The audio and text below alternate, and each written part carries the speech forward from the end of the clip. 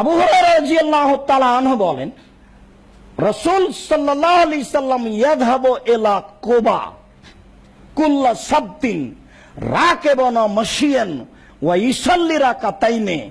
রাসূল সাল্লাল্লাহু আলাইহি সাল্লাম প্রত্যেক সপ্তাহে বৃহস্পতিবারে মদিনা থেকে মসজিদে কোবাতে যেতেন, 2 রাকাত সালাত আদায় করতেন। পায়ে হেঁটে যেতেন, বাহনে যেতেন, পায়ে হেঁটে যেতেন, বাহনে যেতেন। মদিনা থেকে মসজিদে কোবাতে 2 রাকাত সালাত আদায় করতে যেতেন। প্রতি বৃহস্পতিবারে আল্লাহ রাসূল যেতেন।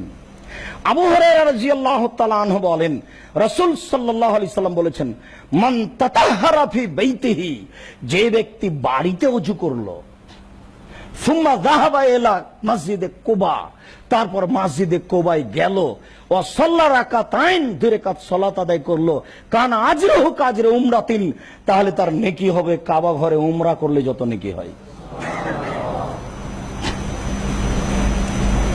এতক্ষণ পর্যন্ত 3টা মসজিদের কথা ছিল, এবার আরেকটা মসজিদ বের হয়ে আসলো, মসজিদে কুবা।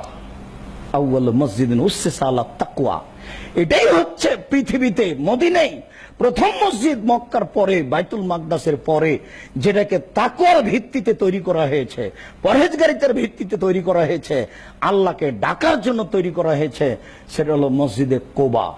মসজিদে কুবাতে যদি মানুষ 2 রাকাত সালাত আদায় করে, তাহলে কাবা ঘরে উমরা করলে যত নেকি হয় তত নেকি হবে।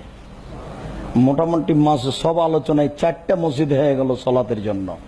এসব জায়গাতে মানুষ সালাত আদায় করতে যেতে পারে, ইবাদতের জন্য যেতে পারে। সম্মানিত মসজিদের মুসল্লি,